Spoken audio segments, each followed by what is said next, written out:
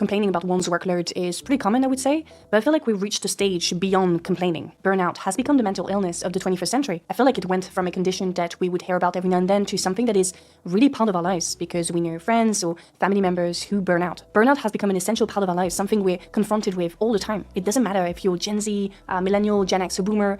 Burnout is now a common feature of our lives under capitalism. Philosopher Byung-Chul Han wrote an entire book about it to kind of understand what it is, what are its origins. So in The Burnout Society, that's the book, he shows how the combination of hyperattention and what he calls the achievement society are responsible for that.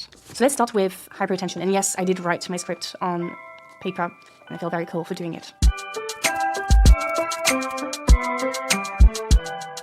So hyperattention refers to the fact that we're overstimulated with information or entertainment. We watch one TikTok video, and then another, and it never ends. We're now so used to social media platforms being structured around the stream. For us, it's like a natural feature of social media, and that's precisely what requires or creates hyperattention. The term hyperattention, for example, implies that we're active in the process of scrolling and looking at all the content. Actually, in his book, Byung-Chul Han shows that social media platforms, social media giants, are very good at giving us the illusion that we have the power. He says that all those operations, all that work, free labor that we do for platforms, is presented to us as a form of unbounded freedom. But that's an illusion. The way our attention is distributed is predetermined by algorithms. We are never free on the internet, and the idea of hyperattention is so wrong because hyperattention puts us not in a state of activity, but in a state of passivity. Okay, so that was hyperattention.